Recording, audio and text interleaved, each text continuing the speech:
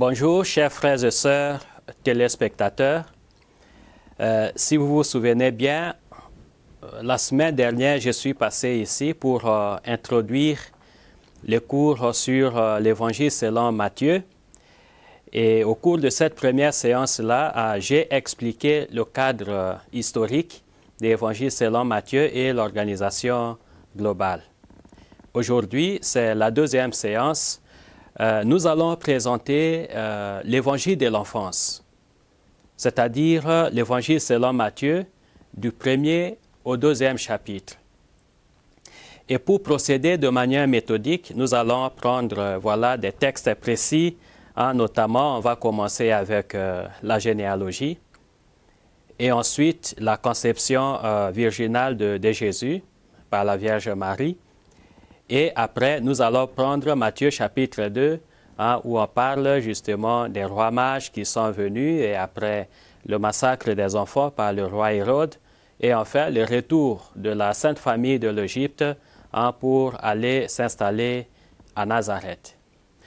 Donc, commençons donc avec la généalogie. Dès que vous ouvrez l'Évangile selon Matthieu, vous allez vous rendre compte que l'auteur commence par nous raconter les origines de Jésus-Christ, qu'il appelle fils de David, fils d'Abraham. Et donc, dans Matthieu 1.1, vous avez ce verset, livre de la généalogie de Jésus-Christ, fils de David, fils d'Abraham. Et après cela, donc, vous allez lire le texte jusqu'au 17e verset, la conclusion de la généalogie de Jésus. Première question, pourquoi est-ce que ce texte est appelé généalogie? On appelle cela généalogie parce que c'est le récit des ancêtres de Jésus. On montre les ascendants de Jésus depuis Abraham. Comment est-ce que, au fil des temps, il y a eu des engendrements, donc du père au fils, jusqu'à arriver à Joseph, qui était l'époux de la Vierge Marie, de laquelle est né Jésus, celui que l'on appelle Christ. Voilà la raison pour laquelle Matthieu 1 à 17 est appelé généalogie. Et si nous prenons le texte, il y a le verbe engendrer qui revient plusieurs fois. Et en grec, c'est le verbe genao. Donc, on voit que, Abraham engendra Isaac, Isaac engendra Jacob, ainsi de suite, et jusqu'à justement à Joseph qui a été engendré par Jacob, et Joseph, l'époux de la Vierge Marie, de qui est né Jésus, le Christ. Alors, si nous lisons ce texte, qui est tout à fait au début de l'Évangile selon Matthieu, pas seulement au début de l'Évangile selon Matthieu, mais à l'ouverture du Nouveau Testament, l'évangéliste Matthieu nous fait d'abord comprendre qu'on ne peut pas comprendre la vie de Jésus sans se référer à l'histoire du salut dans l'Ancien Testament. Voilà pourquoi il remonte jusqu'à Abraham, et nous le savons. La Bible parle d'Abraham à partir du livre de la Genèse au 12e chapitre. Et donc, les premiers 11 chapitres du livre de la Genèse sont des mythes, mais à partir du chapitre 12e du livre de la Genèse, on a maintenant le début justement de l'histoire des ancêtres d'Israël. Et l'ancêtre des ancêtres, c'est Abraham. Et voilà pourquoi l'évangéliste Matthieu, avant de nous parler de Jésus, qui a vécu en Galilée, en Judée, il nous renvoie au début de l'histoire d'Israël. Et à partir d'Abraham, il va montrer que, au cours de l'histoire, cette histoire a continué des engendrements jusqu'à atteindre Jésus-Christ. Et donc, ça, c'est une première clé de lecture de l'histoire de Jésus dans l'Évangile selon Matthieu. On ne peut pas comprendre la vie de Jésus sans se référer à l'histoire du salut dans l'Ancien Testament. Alors, comment s'organise cette histoire? Donc, vous arrivez à la fin de ce récit, au verset 17, l'évangéliste va dire que, il subdivise l'histoire du salut de l'Ancien Testament en 3 grandes parties. D'Abraham à David, 14 générations. De David à l'exil, 14 générations. De l'exil à Jésus-Christ, 14 générations. Alors, revenons un peu sur cette manière de voir l'histoire du salut de l'Ancien Testament. Pourquoi il parle d'Abraham?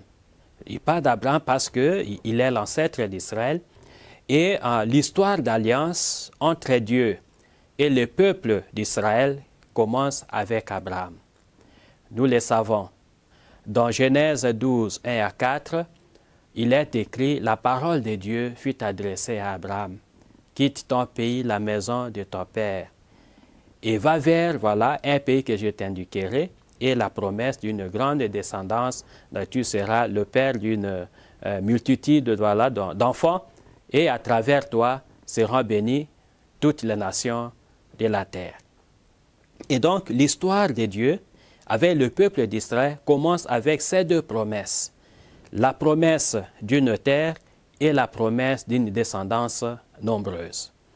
Et quand on arrive à la fin du livre de la Genèse, on voit que voilà, les descendants d'Abraham sont devenus nombreux. Et au début du livre de l'Exode, on nous montre que Israël est devenu un peuple nombreux en Égypte, au point de mettre mal à l'aise les Égyptiens qui vont désormais alors monter des stratégies pour pouvoir mater Israël, qui devient une menace justement contre les autochtones, les habitants de l'Égypte, à savoir donc les Égyptiens. Voilà Abraham. Et Abraham, justement, il a commencé son chemin de foi avec Dieu. Et justement, cette promesse est passée à Isaac, d'Isaac à Jacob. Nous avons Joseph qui représente la diaspora juive. Et donc, le peuple d'Israël reconnaît que, voilà, il est descendant d'un même ancêtre, Abraham. Et donc, Matthieu évoque Abraham comme les débuts de l'histoire du salut, l'histoire d'alliance entre Yahvé et le peuple d'Israël.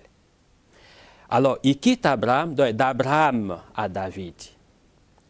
Nous savons qu'avec David, il y a la monarchie. Mais la référence à David, voilà, suscite une autre question, parce que nous savons que l'histoire de la royauté en Israël a commencé avec le roi Saül. Ce n'est pas avec David. Et Saül, justement, d'après la chronologie biblique, donc il a régné voilà, au XIe siècle. Et après, David est venu. Il a régné pendant 40 ans, à partir de voilà, 1010 avant Jésus-Christ jusqu'à 970 avant Jésus-Christ. Et donc, David est le second roi d'Israël, mais le premier de la tribu de Juda, parce que Saül, le premier roi, il était de la tribu de Benjamin. Et donc, le choix de David répond à une perspective claire de l'histoire du salut, parce que quand nous lisons le premier livre de Samuel, tout comme le second, il y a la promesse que Dieu a faite à David par le prophète Nathan, pour dire que, voilà, après toi, je susciterai un descendant, et puis sa royauté n'aura pas de fin. Et à partir de là, l'histoire biblique considère que la tribu de Juda est dépositaire justement de la promesse royale. Et si on évoque David dans l'histoire du salut, tout en ignorant Saül, le premier roi, c'est pour montrer que justement la naissance de Jésus accomplit la promesse d'une royauté éternelle que Dieu a confiée à David et à sa descendance. Voilà la première grande partie justement de l'histoire du salut dans l'Ancien Testament, selon l'évangéliste Matthieu, d'Abraham à David. Nous sommes passés de la période des patriarches. Après, il y a l'Exode qui a commencé plus ou moins en 1250 avant Jésus-Christ. L'Exode est fini et voilà, nous avons la royauté où il y aura une succession des rois. Le premier, c'est Saül, comme j'ai dit, qui a commencé à régner en 1030 avant Jésus-Christ. Il a régné pendant 20 ans et en 1010, David, il est devenu roi jusqu'en 970, comme j'ai dit avant Jésus-Christ. Et après David, nous avons le roi Saül. le roi Salomon, dans les successeurs de David. Salomon, il a régné de 970 avant Jésus-Christ jusqu'à 930 avant Jésus-Christ. Si vous prenez, c'est aussi 40 ans. Et après cela, il y a eu ce qu'on appelle le schisme d'Israël. Donc, il y a eu la division du royaume entre les deux fils de Salomon qui étaient des rivaux, Jéroboam et Roboam. Et à partir de là, nous avons les royaumes du nord qui avaient pour capitale Samarie et les royaumes du sud qui a pour capitale Jérusalem. Et donc, on a continué à fonctionner comme ça avec deux royaumes en Israël. Et jusqu'en 721 avant Jésus-Christ, il y a eu la déportation du royaume du nord par les Assyriens, notamment avec le roi Sennacherib. Sennacherib qui est venu, donc il a déporté les royaumes du nord et ainsi, voilà, pris fin les royaumes du nord. Alors, les royaumes du sud a continué, donc avec Jérusalem comme capitale, et jusqu'en l'an 587 avant Jésus-Christ, et donc il y a eu la déportation également du royaume du sud par les Babyloniens. Et ça, c'est justement le second point de chute que Matthieu évoque, parce qu'il dit de David à l'exil en Babylone. Et l'exil a eu lieu en 587 avant Jésus-Christ. Alors, que signifie l'exil? C'est un événement historique important, une catastrophe nationale que le peuple d'Israël a connue, c'est-à-dire, les Babyloniens sont venus avec le roi Nabuchodonosor. Ils ont saccagé le temple de Jérusalem. Le premier temple construit par Salomon, ça a été détruit. Ils ont déporté les vases sacrés. Ils ont déporté le roi de Jérusalem.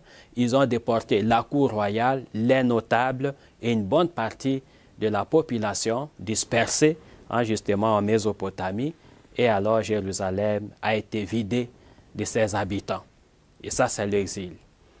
Et cet événement de l'exil a marqué l'histoire du peuple d'Israël. C'est parti de 587 avant Jésus-Christ jusqu'en 538 avant Jésus-Christ. Et donc, avec l'édit du roi Cyrus, le roi perse, quand les Perses sont arrivés, le roi Cyrus, en 538, voilà, il a émis l'édit autorisant au peuple d'Israël de retourner à Jérusalem pour reconstruire le temple et continuer à recommencer maintenant l'activité, le culte à Jérusalem, tel que demande la loi de Moïse. Et après les Perses, nous avons les Grecs qui sont arrivés en 333 avant Jésus-Christ.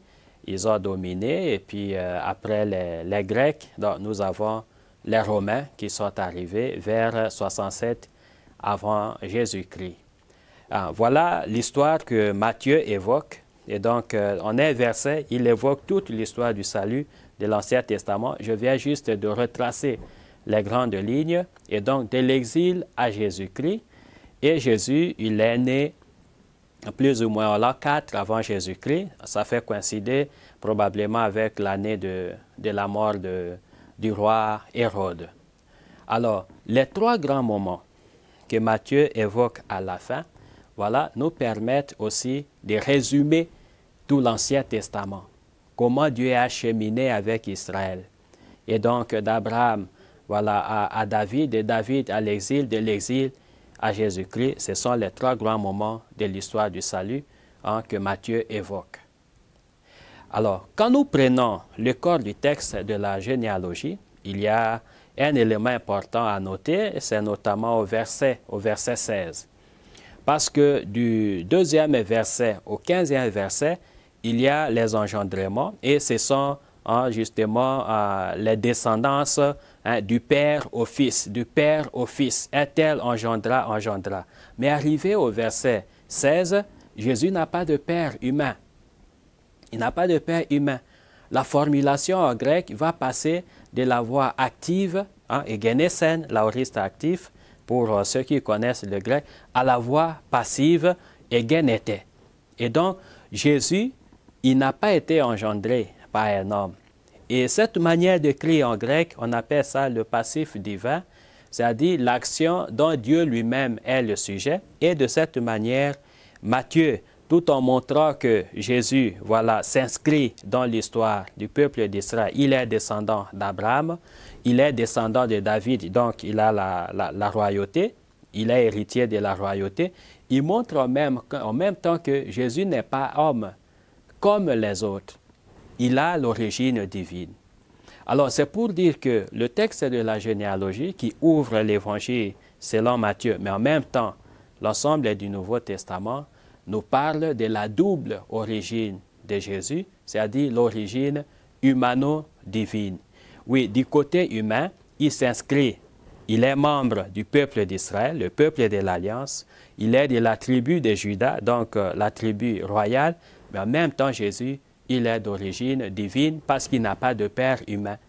Mais sa naissance est liée justement à la Vierge Marie et l'explication va venir dans le texte qui suit. Après cette explication du cadre historique, nous allons nous poser la question de savoir pourquoi, à quoi sert une généalogie. Quand nous prenons le livre de la Genèse, il y a une formule qui revient plus ou moins 10 fois en hébreu, c'est Ele Toledot. Voici les engendrements ou la descendance d'un tel. Alors, dans la culture biblique, la généalogie joue une double fonction. D'abord, la fonction d'appartenance à une famille. Et donc, pour le cas de Jésus, Matthieu montre que Jésus appartient au peuple d'Israël, mais en même temps, la généalogie permet justement de légitimer les droits de quelqu'un. Soit le droit d'occuper une terre parce qu'il est descendant de tel ancêtre qui a occupé cette terre, ou voilà les droits justement des privilèges sociaux. Et ça, c'est la deuxième fonction de la généalogie. C'est pour montrer que Jésus, il est roi, il est descendant de David et donc il est le Messie que Dieu a envoyé. Quand vous prenez le texte, il y a, dans la généalogie, Matthieu reprend à 3 reprises un terme très important pour comprendre l'identité de Jésus. C'est le terme Christos, qu'on traduit en français par Christ. Mais Christos, ça traduit l'hébreu Mashiach et donc ça signifie loin, celui que Dieu a envoyé et qu'on peut rendre en français parfois par le terme Messie. Alors au verset 1, donc, il va montrer que Jésus est Christ, il est le Messie. Au verset 16, il dit que Jésus, voilà, est né de la Vierge Marie et il est appelé le Christ, ho legomenos o Christos. Et au verset 17, là où il subdivise l'histoire du salut, il va montrer que la 3e partie de l'histoire du salut va de l'exil à Jésus, celui qu'on appelle le Christ. 3 fois, c'est important. Donc, dès la généalogie, Matthieu montre que Jésus est le Messie, il est loin de Dieu. Et donc, tout l'Ancien Testament, l'histoire du salut racontée dans l'Ancien Testament, est une préparation de la venue de Jésus, le Messie, loin de Dieu, que Matthieu reconnaît dès le début. Et donc, tout l'Évangile, la suite de tout l'Évangile, a pour objectif de montrer que Jésus, de par sa naissance, de par ses origines, par son ministère, c'est-à-dire l'annonce de la parole, les miracles, par la fin de sa vie, la passion, la mort, la résurrection, il est le Messie. Voilà comment est-ce que nous pouvons entrer en contact avec la généalogie de l'Évangile selon Matthieu. Et donc, ça c'est voilà, la 2e séance du cours. Comme nous avons annoncé, nous allons présenter l'Évangile selon Matthieu en détail et ce sont les enseignements qui concernent le texte de la généalogie.